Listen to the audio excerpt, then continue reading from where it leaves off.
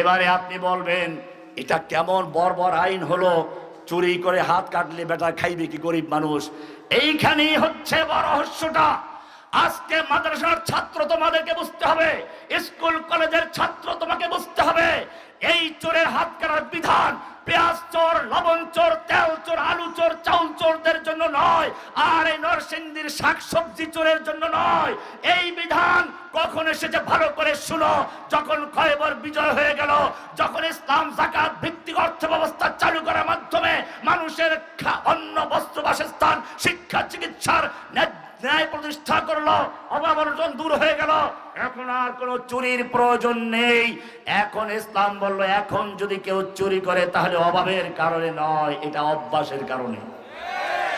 এখন যদি কেউ চুরি করে সেটা ক্ষুধার কারণে নয়, এটা হবে বেগম পাড়া তৈরি করার জন্য। এখন যদি কেউ চুরি করে সেটা অভাবের জন্য নয়, সেটা হবে ভারতের ব্যাংকে দেশের টাকাগুলো গচ্ছিত করার জন্য। এখন যদি কেউ চুরি করে অভাবের জন্য নয়, ক্ষুধার জন্য নয়, বরং বাংলা থেকে যখন বিতাড়িত হবে পালাবে, তখন লাগেজ ভর্তি করে, টাকা পয়সা ভর্তি করে হেলিকপ্টারে পালিয়ে যাওয়ার জন্য। এটা ওই সকল ভিআইপি চোরদের জন্য, যেই ভিআইপি চোরেরা দেশ ছেড়ে পালিয়ে যাওয়ার পরেও লকার করে 832 ভরি স্বর্ণ পাওয়া যায়। প্রমাণ হাদিস থেকে পড়ুন। আল্লাহর নবী মক্কা বিজয় করলেন, মাত্র 3 দিন হলো, এর মধ্যে একজন সম্ভ্রান্ত বোঝেন না, ওই যে পালাই গেল এরকম চোর, সম্ভ্রান্ত চোর নেই, মহিলা চোর মিলে যাচ্ছে, চুরি করে বসলো। মক্কার কোরাইশ বংশের একটা শাখা হচ্ছে বানু মাখজুম, আবু জাহিল্লার বংশ যেটা, এই বংশের সম্ভ্রান্ত নারী চুরি করে বসলো। চুরিটা করেছে যে তার নামটাও নবীর মেয়ে ফাতেমার নামে নাম। মক্কা বিজয়ের মাত্র 3 দিন হলো, এই সময় ইতিহাস হয়ে থাকবে হাত কাটা গেলে। সবাই চিন্তা করলো কিভাবে এটাকে রহিত করা যায়, আল্লাহর নবীর কাছে কিভাবে বিষয়টা উপস্থাপন করা যায়। আল্লাহর নবীর পালক পুত্র যায়েদ, তার পুত্র উসামা, সবাইকে তাকে ধরলো, তুমি একটু নবীর কাছে গিয়ে সুপারিশটা করো। ওসামাকে শিখিয়ে দেওয়া হলো কিভাবে বলতে হবে। তিনি গিয়ে বললেন, ইয়া রাসূলুল্লাহ, মক্কায় একটা চুরির ঘটনা ঘটে গেছে, চুরিটা করেছে মক্কার কুরাইশ বংশের এক সম্ভ্রান্ত নারী ফাতেমা, নাম আপনার মেয়ের নামে নাম। এছাড়া এরা মুসলিম, মাত্র মক্কা বিজয় হয়েছে, এই মুহূর্তে হাত কাটা গেলে কুরাইশ বংশের বদনাম হয়ে যাবে, ওরা মুরতাদ হয়ে যেতে পারে, ইসলাম ত্যাগ করে আবার কাফার হতে পারে। এরকম সুন্দর সাজিয়ে গুছিয়ে বলার জন্য তাকে শিখিয়ে দেওয়া বললেন তিনি। হাদিস পড়ুন, আল্লাহর নবীর চেহারা রাগে খুবই লাল হয়ে গেল। তিনি বললেন, আতাশফাউ ফি হাদ্দিন মিন হুদুদিল্লাহ, এ উসামা তো এত বড় সাহস হলো কি করে আল্লাহর একটা বিধানের ব্যাপারে সুপারিশ করছো? জেনে রাখো আগের যুগের লোকেরা এই কারণে ধ্বংস হয়েছে, তাদের বড় লোকেরা চুরি করলে হাত কাটতো না, গরিবরা করলে চুরি করলে হাত কাটতো। কি বললেন এখানে? হাদিস খুলে দেখুন, পরিষ্কার বলা আছে, বড় লোকেরা চুরি করলে হাত কাটতো না, গরিবরা করলে চুরি করে হাত কাটতো। এখান থেকে প্রমাণ হয় গরিবদের হাত কাটার জন্য বিধান নয়, তার স্পষ্ট বিধান আমরা দেখতে পাই ওমর রাদিয়াল্লাহু তাআলা আনহুর যুগে। দেশে অভাব দেখা দিল, রমাদা অভাব দেখা দিল, ক্ষুধা দেখা দিল, তিনি সমস্ত বিচারকদের কাছে পত্র লিখে দিলেন, ফরমান জারি করলেন, প্রজ্ঞাপন জারি করলেন, এখন থেকে কোন চোর ধরা পড়লে তোমরা হাত কাটবে না, খবরদার যাচাই করবে কেন চুরি করলো, যদি ক্ষুধার জন্য চুরি করে হাত কাটবে না। ওমরের কি ক্ষমতা আছে, ওমরের কি অধিকার আছে আল্লাহর আইনকে পরিবর্তন করার? অধিকার আছে? আল্লাহর নবী যেখানে ওসামাকে ধমক দিলেন, ওমর কি করে সেই আইনকে রহিত করতে পারলেন? এটাই হচ্ছে রহস্য, এখানে বুঝার বিষয়। ওমর আল্লাহর নবীর ছাত্র, তার জানা আছে, আল্লাহ নবী পরিষ্কার করে বলেছেন, ইদরাউল হুদুদ মাস্তাতাতুম, এই আইন শুধু ওই সমস্ত ক্ষেত্রে যেখানে কোনো সন্দেহ সংশয় নেই, যেখানে ক্ষুধার কারণে সন্তান বাচ্চা ক্ষুধার্ত অবস্থায় না খেয়ে কাতরাচ্ছে, বাবা ক্ষুধার্ত জ্বালা সহ্য করতে না পেরে সন্তানের মুখে খাবার দেওয়ার জন্য চুরি করেছে, খবরদার ওর হাত কাটবে না। এমনি ভাবে কোরআন শিখিয়ে দিয়েছে। ওমর রাদিয়াল্লাহু তাআলা সেই কথাই শিখালেন, এই চোরদের জন্য হাত কাটার বিধান ওই গরিব দুঃখীদের জন্য নয়, ক্ষুধার্ত লোকদের জন্য নয়। এজন্য মুফতিয়ানে কেরাম ভালো করে জানেন, আল হুদুদ ওয়াল কিসাস তানদারিয়ান বিশুবহাত, সবার কারণে এগুলো বন্ধ হয়ে যায়। অর্থাৎ যেখানে কারণ আছে ও ক্ষুধার কারণে সেই সব জায়গায় বিধান কার্যকর নয়। আরো সামনে চলো, আল্লাহ সুবহানাহু ওয়া তাআলা মানুষকে সৃষ্টি করেছেন। আমি শুরুতেই বলেছিলাম কুকুর নয়, শুকর নয়, তোমার বংশের পরিচয় থাকতে হবে। কোরআন বলছে, ইয়া আইয়ুহান নাস ইন্না খালাকনাকুম মিন যাকারিন ওয়া উনসা ওয়া জাআলনাকুম শুউবান ওয়া কাবাইলা লিতাআরাফু। হে মানুষ, আমি তোমাকে সৃষ্টি করেছি একজন পুরুষ একজন নারী থেকে। ওয়া জাআলনাকুম শুউবান ওয়া কাবাইলা, আমি তোমাদেরকে বিভিন্ন বড় বড় গোত্রে ছোট ছোট গোত্রে বিভক্ত করেছি। কেন বিভক্ত করেছি? লিতাআরাফু, তোমার বংশ পরিচয় থাকবে সেজন্য। তুমি কুকুর নাও, শুকর নাও, জিনা ব্যভিচার চাইলেই করতে পারবে, লজ্জা শরম থাকবে না, এটার জন্য নয়। এজন্য আল্লাহ তাআলা বলছেন লিতাআরাফু, তোমার বংশ পরিচয় থাকবে। আর এই সেই বংশ পরিচয় সংরক্ষণ করার জন্য আমি বিবাহকে ফরজ করে দিয়েছি, যাতে করে তোমার যৌবনকে নিয়ন্ত্রণ করতে পারো। লিতাসকুনু ইলাইহা, যাতে যৌবনে স্ত্রীর কাছে গিয়ে তোমার সেই পাগলা মনকে প্রশান্ত করতে পারো।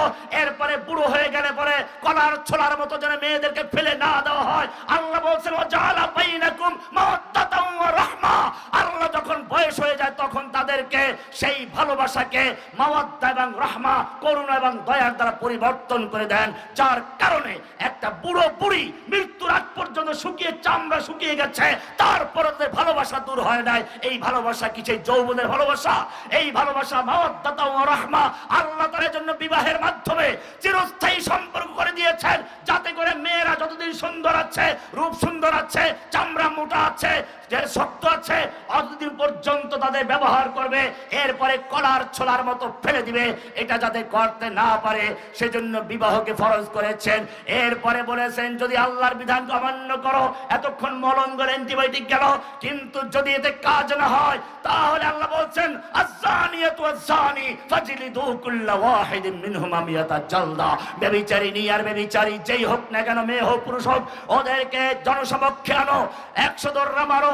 আর বিবাহিত হলে পরে হাঁটু পর্যন্ত গাড়ো, চতুর্দিকে পাথর ছুঁড়ে ওর রক্ত মাংস হাড্ডিগুলো বাতাসে উড়িয়ে দাও। আল্লাহর বিধান কারো পরিবর্তনের সুযোগ আছে? আল্লাহর নবী পরিষ্কার করে দিলে এই আইনটাও তোমরা বলবে যে বর্বর আইন। আল্লাহর নবী পরিষ্কার করে দিয়েছেন, ইসলামের বিধানগুলো শাস্তি দেওয়ার জন্য নয়, সংশোধনের জন্য, ইসলাহের জন্য, পৃথিবীর নিজাম ঠিক রাখার জন্য। যদি পৃথিবীতে শান্তি প্রতিষ্ঠা করতে চাও, আল্লাহর নবীর হাদিসগুলো ভালো করে পড়ো। আল্লাহর নবীর কাছে একজন সাহাবী জিনা করে বসেছেন, এসে বলছে, ইয়া রাসূলুল্লাহ, আমি জিনা করেছি, আমাকে পবিত্র করুন। আল্লাহর নবী মাথাটা ঘুরিয়ে নিলেন, লোকটা ওদিক গিয়ে আবার বলল, আরেক দিকে ঘুরিয়ে নিলেন, লোকটা ও পাশে গিয়ে আবার বলল, চারবার একই কথা বলল। এরপরে আল্লাহর নবী চাচ্ছেন সে ফিরে যাক, সে তওবা করেছে, কারণ ইসলাম শাস্তি দেওয়ার জন্যই তো বিধান দেয় নাই, সংশোধনের জন্য। সংশোধন হয়ে গেছে, চলে যাক। এরপরে সে বারবার যখন বলছে, আল্লাহ রাসূল বলছেন, মনে হয় তুমি জিনা করো নাই, তুমি হয়তো একটু স্পর্শ করেছো, হয়তো তুমি একটু চুমু দিয়েছো, এই তো করেছো। লোকটা বলছে, না, আমি জিনা করেছি। শেষ পর্যন্ত আল্লাহর নবী হুকুম দিলেন, যেহেতু আল্লাহর বিধান, আল্লাহর নবী হুকুম দিলেন, যাও একে পাথর ছুঁড়ে মারো। বুখারী সহ হাদিসের সব কিতাব খুলুন। ওই লোকটাকে যখন পাথর মারা হচ্ছিল, লোকটা দৌড় দিল, একজন লোক একটা উটের হাড্ডি চাওয়াল দিয়ে তাকে বাড়ি মারলো, কাত হয়ে পড়ে গেল, রক্ত ফিনকি দিয়ে পড়লো, লোকটার গায়ে রক্ত লাগলো। এবার একটু ঘৃণা প্রকাশ করলো। আল্লাহর নবীর কাছে যখন এই খবর উপর পৌঁছে গেল, আল্লাহ নবী বলেন, ওই তোমরা যখন সে দৌড় দিয়েছিল তাকে পালাতে দাও নাই কেন? আর তুমি ঘৃণা প্রকাশ করছো, তার গায়ের রক্ত তোমার গায়ে লেগেছে। জেনে রাখো, লাকাদ তাবা তাওবাতান, সে তো এমন তওবা করেছে, লাউন কুসিমাত আলা আহলিল মদিনা, তার তওবার সওয়াব যদি গোটা মদিনাবাসীকে বন্টন করে দেওয়া হতো, তাহলে প্রত্যেকটা মানুষের মুক্তির জন্য, নাজাতের জন্য যথেষ্ট হয়ে যেত। বোঝা গেল, ইসলাম শাস্তির বিধান রেখেছে সংশোধনের জন্য, শাস্তি দেওয়ার জন্য নয়, ঘৃণা করার জন্য নয়। আর একজন মহিলা হাদিস খুলো, আল্লাহর নবীর কাছে এসে বলছে ইমরাতে গামিদিয়া, গামিদি বংশের একজন নারী, সেও এসে বলছে ইয়া রাসূলুল্লাহ ইন্নী ক্বাদ যানাইতু ফাতাহহিরনি, আমি জিনা করেছি আমাকে পবিত্র করুন। আল্লাহর নবী তাকেও একই ভাবে সরাবার চেষ্টা করলেন। শেষ পর্যন্ত সে বলল আপনি বুঝি আমাকেও সেই মায়েজে আসলামের মতো ফেরত দিতে চান? আমি তো জিনা করেছি, আমার পেটে বাচ্চা এসে হোপলা, বাচ্চা এসে কাছে প্রমাণ আছে। আল্লাহ নবী সাল্লাল্লাহু আলাইহি ওয়াসাল্লাম বললেন ঠিক আছে, যদি বাচ্চা এসে থাকে যাও, ওই বাচ্চা প্রসব হওয়ার পরে তারপরে আসো, তুমি অপরাধ করেছ, তোমার পেটের বাচ্চা তো কোনো অপরাধ করে নাই। কি মায়ার নবী! শাস্তি দেওয়ার জন্য নয়, শাস্তি সরাবার জন্য চেষ্টা করছেন। এরা বাচ্চা হওয়ার পরে আবার বাচ্চা করে নিয়ে চলে এসেছে, ইয়া রাসূলুল্লাহ আমাকে পবিত্র করুন, আমি অন্যায় করেছি, আল্লাহর হুকুমের বিপরীত কাজ করেছি, আপনি আমাকে পবিত্র করুন, আমি এই অবস্থায় মরে গেলে জাহান্নামে চলে যাব, অনুগ্রহ করে আমাকে পবিত্র করুন, এই যে বাচ্চা হয়ে গেছে। আল্লাহ নবী বললেন তোমার বাচ্চা এখন ছোট, দুধ পান করবে, কে দুধ খাওয়াবে? যাও বাচ্চাকে দুধ পান করাও। নবী এবারও তাকে ফেরত দিলেন, যা ফেরত যাও, আর না আসুক। এবারে বাচ্চা যখন দুধ পান করে শেষ করলো, বাচ্চার মুখে রুটি দিয়ে, হাতে রুটি মুখে রুটি, রুটি সহ এনে বলছি ইয়া রাসূলুল্লাহ ইন্নী ক্বাদ যানাইতু ফাতাহহিরনি, আমি জিনা করেছি, এই জিনার বাচ্চা বড় হয়ে গেছে, রুটি খাচ্ছে, এখন আর মায়ের প্রয়োজন নেই, আপনি আমাকে পবিত্র করুন। এখানেও একই ঘটনা, আল্লাহ নবী যখন তাকে পাথর ছুঁড়ে হত্যা করার নির্দেশ দিলেন, এরপরে ওই রকম ঘটনা ঘটলো, সেও পালাচ্ছিল, এখানে একজন লোক ঘৃণা প্রকাশ করেছিল। আল্লাহ নবী একই কথা বললেন, বুঝা গেল ইসলাম এই জিনার বিচার শাস্তির বিধান রেখেছে, কিন্তু শাস্তির বিধান দেওয়া শাস্তির জন্য নয়, সংশোধনের জন্য। আজকে যদি সত্যিকার অর্থে বাংলার জমিনে কোরআনের এই বিধান থাকতো, আর একটা বিধান কার্যকর হতো, যারা দেখতো আর যারা শুনতো, কে জিনা করার সাহস করত? জিনা করার নাম শুনলো 10 বালতি পানি খেত। আমার ভাইয়েরা, আল্লাহ রাব্বুল আলামিন মানুষকে মেধা দান করেছেন, মেধা দান করেছেন, বিবেক দান করেছেন, বিবেক দিয়েছেন মানুষকে আল্লাহর বিধান বুঝার জন্য, আল্লাহর বিধানকে জানার জন্য। আল্লাহ সুবহানাহু ওয়া তাআলা সেজন্য মেধা যেন নষ্ট না হয়, মস্তিষ্ক যেন খারাপ না হয়, সে কারণে মদ এবং মাদক জাতীয় জিনিসকে হারাম করেছেন। কোরআনের সূরা মায়দা 5 নম্বর সূরা 90 নম্বরে বলেছেন ইয়া আইয়ুহাল্লাযীনা আমানু, ইয়া আইয়ুহাল্লাযীনা আমানু ইন্নামাল খামরু ওয়াল মাইসিরু ওয়াল আনসাবু ওয়াল আজলামু রিজসুম মিন আমালিশ শাইতানি ফাজতানিবুহু, নিশ্চয় মদ, জুয়া, মূর্তি, লটারি এগুলো শয়তানের নাপাক কাজ, নাপাক কাজ, এগুলোতে বিরত থাকো। এরপর আল্লাহ বলছেন ইন্নামা ইউরিদু শাইতানু আন ইউকিআ বাইনাকুমুল আদাওয়াতা ওয়াল বাগদা ফিল খামরি ওয়াল মাইসির। শুনে রেখো, এই মদ এবং জুয়ার মাধ্যমে, নেশার মাধ্যমে যুবকদের মস্তিষ্ক খারাপ করে সমাজে বিশৃঙ্খলা সৃষ্টি করতে চায়, ভাই ভাইয়ে গন্ডগোল লাগায়, হিংসা লাগায়, মারামারি লাগায়, মায়ের পকেট ছিনতাই করে, বাবার পকেট ছিনতাই করে, মাকে খুন করে, নির্যাতন করে, মাদকের টাকার জন্য রাস্তায় ছিনতাই করে, চুরি করে, দোকান থেকে চুরি করে, রাস্তায় মানুষকে খুন করে। আল্লাহ বলছেন ইন্নামা ইউরিদু শাইতানু আন ইউকিআ বাইনাকুমুল আদাওয়াতা ওয়াল বাগদা ফিল খামরি ওয়াল মাইসিরি ওয়া ইয়াসুদ্দাকুম আন যিকরিল্লাহি ওয়া আনিস সালাত, এবং এই সালাত এবং জিকিরের থেকে বিরত রাখার জন্য শয়তান এই মাদককে ব্যবহার করে। আমরা দেখছি যারা গাঁজা খায়, বাউল ফকিররা, তারাও সেই আল্লাহর জিকির থেকে, আল্লাহর সালাত থেকে মানুষকে বিরত রাখে, নামাজ পড়ে, ঢেকিতে রোজা রাখে, বাদুরে। আল্লাহ কি সুন্দর করে বলেছেন, যদি সত্যিকার অর্থে সমাজে শান্তি ফেরাতে চাও, অশান্তি দূর করতে চাও, ঘৃণা দূর করতে চাও, মানুষের মস্তিষ্ক ঠিক করতে চাও, আল্লাহর বিধান মদ হারাম করেছে, এর থেকে বেঁচে থাকো। হারাম করেছেন কে? আমার জাতি আল্লাহর হারামকৃত মদকে লাইসেন্স দিয়ে হালাল করে দেয়। এইবারে বিক্রি করতে পারবা, ওইখানে খাইতে পারবা, ওখানে বেচতে পারবা, এরকম লাইসেন্স দেওয়া হচ্ছে। আমি জিজ্ঞেস করতে চাই, আল্লাহর হারামকৃত মদকে যারা লাইসেন্স দিয়ে হালাল করে দেয়, বৈধ করে দেয়, তাদের ঈমান থাকবে, তার মুসলমান না কাফের? আদমশুমারির মুসলমান 90% মুসলমান, খুব ডেকুরের, খুব তৃপ্তির ডেকুর নিচ্ছেন আপনি। 90% মুসলমান, 90% মুসলমান যদি হয়, তাহলে মদের লাইসেন্স যারা দিয়ে মদকে বৈধ করলো, তারা কোন মুসলমান? আল্লাহ তাআলা মানুষের অর্থনীতি ভারসাম্য রক্ষার জন্য যাকাতের ব্যবস্থা করেছেন। কোরআন বলছে আল্লাহ তাআলা মানুষের নিজাম ঠিক রাখার জন্য দুনিয়ায় একদল মানুষকে গরিব বানিয়েছেন, একদলকে ধনী বানিয়েছেন। নতুবা রাস্তার সুইপার পাওয়া যাবে না, বাথরুম পরিষ্কার করার লোক পাওয়া যাবে না, শ্রমিক পাওয়া যাবে না। সেই নিজামের জন্য আল্লাহ বলেছেন নাহনু কাসামনা বাইনাহুম মাঈশাতাহুম, আমি মানুষের জীবিকা বন্টন করি, আমি বিভিন্ন রকমের তারতম্য করেছি। কিন্তু জেনে রাখো আফি আমওয়ালিহিম হাক্কুন লিসাইল ওয়াল মাহরুম, ধনীদের মালের মধ্যে গরিবদের মাল রেখেছি, অধিকার রেখেছি। যাকাতের মাধ্যমে, ফিতরার মাধ্যমে, দান খয়রাতের মাধ্যমে ধনীরা সেই হক আদায় করবে। যাকাত মানে হচ্ছে ধনীদের থেকে নিয়ে গরিবদেরকে দাও। আমার জাতি আল্লাহর সঙ্গে চ্যালেঞ্জ করে আল্লাহ তাআলা যে সুদকে হারাম করলেন, যার মানে হচ্ছে ধনীরা ব্যাংকে টাকা রাখবে, গরিবরা সুদে টাকা নিবে। এরপরে গরিবের সুদে টাকা নিয়ে গরু কিনলো, হালের গরু কিনলো, জমি কিনলো, সব ধ্বংস হয়ে গেল। ধনীর টাকা মাফ হবে না, তাকে ফেরত দিতে গিয়ে বাড়ি বিক্রি করতে হচ্ছে। তার মানে হচ্ছে সুদ হলো ধনীদের গরিবদের থেকে নিয়ে ধনীদেরকে দাও, আর যাকাত হচ্ছে ধনীদের থেকে নিয়ে গরিবদেরকে দাও। এই কারণে আল্লাহ রাব্বুল আলামিন জাহিলিয়াতের সমস্ত সুদকে রহিত করে ঘোষণা করছেন ওয়াহাল্লাল্লাহুল বাইআ ওয়া হাররামার রিবা, আল্লাহ ব্যবসাকে হালাল করেছেন, সুদকে করেছেন হারাম। এরপরে আল্লাহ বলেছেন ইয়ামহাকুল্লাহুর রিবা ওয়া ইউরবিস সাদাকাত, রিবাকে আল্লাহ তাআলা মিটিয়ে দেন, মুলুক পাটনকে ধ্বংস করে দেন।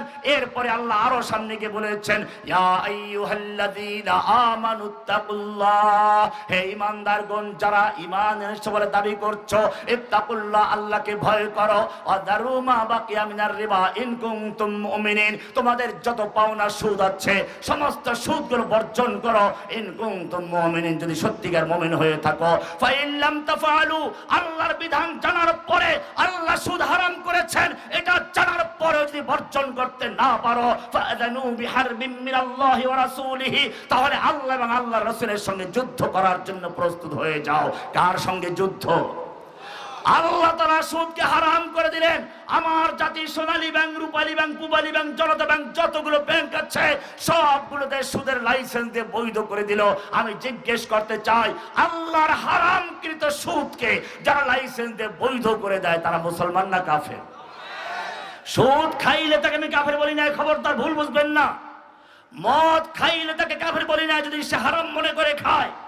কিন্তু যদি কোনো ব্যক্তি মদকে লাইসেন্স দিয়ে বৈধ করে দেয়, সুদকে লাইসেন্স করে বৈধ করে দেয়, যদি কোনো ব্যক্তি বিশ্বাস করে এই যুগে আল্লাহর শরিয়ত চলে না, আল্লাহর বিধান চলে না, সে ব্যক্তি মুসলমান না কাফের? সর্বসম্মতিক্রমে কাফের, তার ব্যাপারে কোনো ওলামাদের দ্বিমত নেই। এজন্য মনে রাখতে হবে আল্লাহ সুবহানাহু ওয়া তাআলা এই বিধান দিয়েছেন পৃথিবীর শান্তি প্রতিষ্ঠার জন্য। এবারে যদি এই বিধান কেউ না মানে, সেজন্য আল্লাহ বলছেন দ্বিতীয় আরেকটা জিনিস দিয়েছি। আদম আলাইহিস সালামকে যে জিনিসগুলো শিক্ষা দিয়েছিলেন তার মধ্যে আরেকটা জিনিস হচ্ছে ওয়ানজালনাল হাদিদ, আমি শিক্ষা দিয়েছি, তাকে নাজিল করেছি লোহা। কি নাজিল করেছি? লোহা। লোহা কেন নাজিল করেন? আল্লাহ বলছেন ফিহি বাসুন শাদীদ, লোহার মধ্যে আছে প্রচন্ড ক্ষমতা। ও মুসলমান, কোরআন পড়ো। আল্লাহ তাআলা বলছেন দাউদ আলাইহিস সালাম সম্পর্কে ওয়ালান্না লাহুল হাদীদ, আমি দাউদের জন্য লোহাকে নরম করে দিয়েছিলাম। কেন লোহা নরম করে দিয়েছিলাম? কাটা চামচ তৈরি করে তুমি মুরগি চাবাইবা সেজন্য, নাকি চামচ দিয়ে দই খাইবা আর নরম নরম মিষ্টি খাইবা সেজন্য? কোরআন বলছেন না, ওয়ালান্না লাহুল হাদীদ, আমি দাউদের জন্য লোহাকে নরম করে দিয়েছি। আনেমাল সাবিগাতিন, লৌহ বর্ম তৈরি করার জন্য, সাবিগাতিন গোটা দেহকে ঢেকে রাখে এরকম লৌহ বর্ম তৈরি করার জন্য। ওয়াকাদ্দির ফিস সারদে, যুদ্ধ করার সময় লৌহ বর্ম খুলে না যায় সেজন্য পরিমাণ মতো আটকাবার জন্য বটম তৈরি করো, আটকাও লোহা তৈরি করো। মাকাদ্দির ফিস সারদে, মাপ মতো তৈরি করো, যুদ্ধ করতে সমস্যা না হয়। কে বলেছেন?